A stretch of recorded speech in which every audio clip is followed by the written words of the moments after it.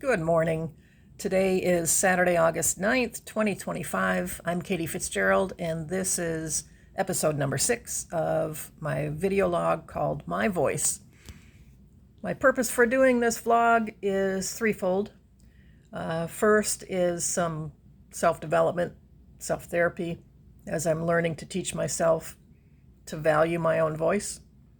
And secondly is to share some things that I've learned as I've gone through, the trials and tribulations of owning a business and having that business not be successful. So more specifically, learning to separate my sense of self-worth from the failure of my business. And thirdly, to share some of the things that I've learned on my past year, 13 months journey with breast cancer. And today's episode is going to touch on all three of those topics. My topic for today is lessons learned in life and business as I have gone through my cancer journey. So, before I was diagnosed with cancer, I kind of lived in a world where I worked all the time. My life just revolved around work and working harder and working longer hours and more and more and more. And I poured everything I had into my flooring business, which I owned for 13 years. And even when the business was struggling, I just kept pushing and pushing. And it started to become clear, I guess, maybe to everybody but me, that this business was not going to succeed. I could not accept that, because in my mind that also meant that I was not succeeding, and I never wanted to think of myself as a failure. So there was a lot of shame that accompanied the rise and fall of my business. When I got cancer, that kind of forced my hand in a lot of ways, because I could no longer take care of my business. I had to sell it. I knew I couldn't keep running the business and go through cancer treatment. So I scrambled and sold it to another one of our franchise owners.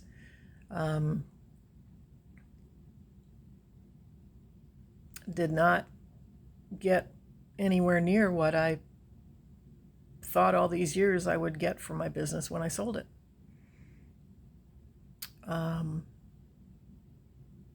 So not only had I poured my heart and soul into that business, I poured every penny I ever made into that business, and it was gone. So a lot of shame with that as well. So now here I am last summer with a cancer diagnosis, and I didn't have a choice but to shift gears and spend my days focused on whatever my medical team was telling me to do. Take my meds, go to this appointment, go to that appointment, drink more water, eat, sleep, rest, relax, try not to throw up, deal with losing your hair.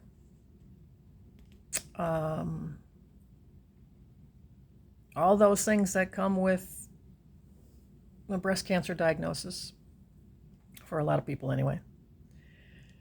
And so I could no longer take care of my business, couldn't take care of my house, couldn't take care of my family or my friends, or I could barely take care of myself. So I had to just focus on resting and healing and letting the meds do their trick. And my friends and family just really stepped up and helped me through it.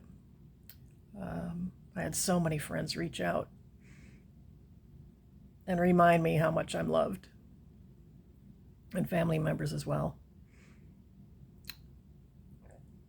And so that was a real gift. My best friend and her daughter came every few weeks and cleaned my house for me, which was an amazing gift because I couldn't do it.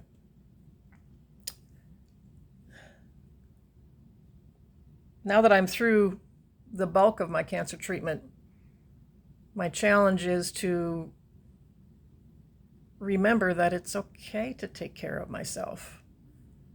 It's okay to not do everything. I don't have to put everything on my own shoulders. It's okay to find ways to lower my stress.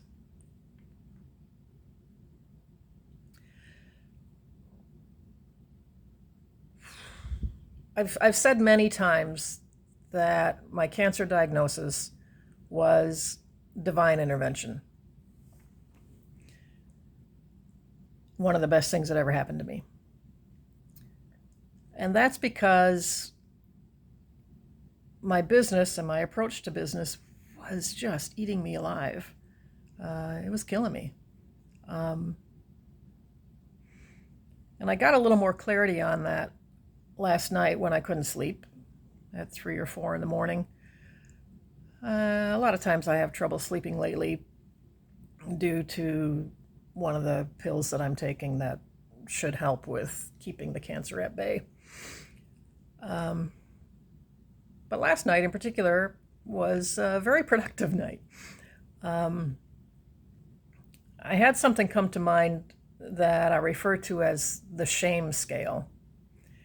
And first, let me give a disclaimer. I have no mental health training, so this is not from any official medical perspective. It's from my perspective of things that I've learned over the years.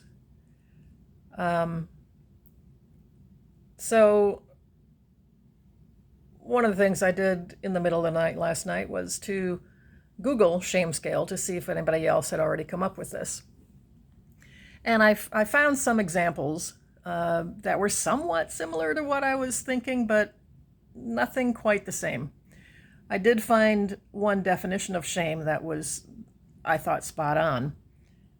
And that was this: an intensely painful feeling of being fundamentally flawed.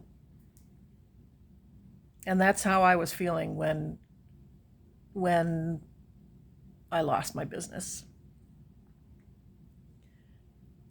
And so this shame scale that I was thinking of last night was, imagine a seesaw with the center of it being the balance, of course. And in terms of shame, that balance point, I think, is self-acceptance. And as you go down the shame side, you might start with some embarrassment, which might escalate to guilt and sadness and anxiety, depression, self-loathing, panic attacks, neglect, withdrawal, thoughts of harm, actual self-harm, suicide. When I was going through the loss of my business, I was in a mighty dark place, and it was toward the tail end of that spectrum. Never got so far as to have self-harm, but I'd be lying if I said it didn't cross my mind. There was certainly withdrawal and neglect, panic attacks, a lot of self-loathing. That was kind of where I was living, in the self-loathing world. And I didn't know how to get myself out of it. As I said in a previous episode, jigsaw puzzles helped. But what really got me out of it was my cancer diagnosis, hence the divine intervention. I no longer was in control. I just had to let the universe take control. And I'm grateful for it. Back to the shame scale. On the other side,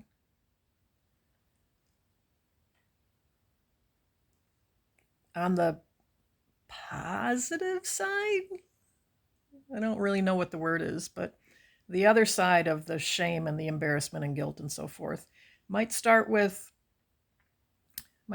humility.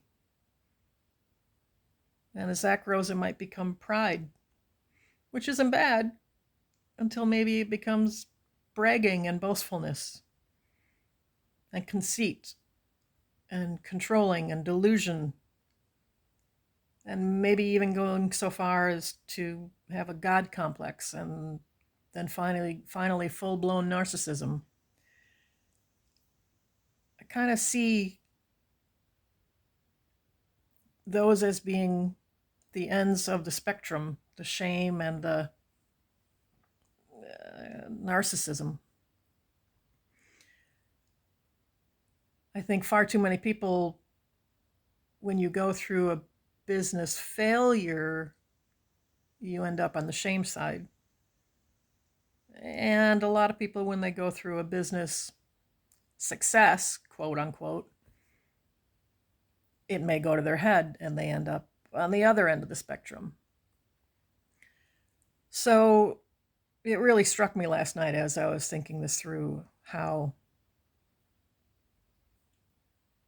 the two kind of balance each other, if you will, and you really need to find ways to be in that center of self-acceptance and stay away from that definition of shame, which again was an intensely painful feeling of being fundamentally flawed. What I've learned through this journey is I'm not fundamentally flawed. I'm really learning to accept who I am. And my successes or failures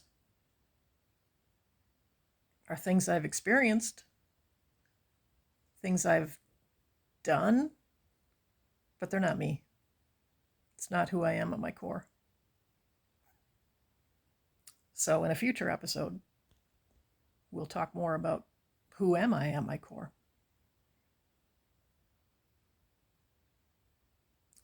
Thanks for listening. Again, this was episode 6 of My Voice.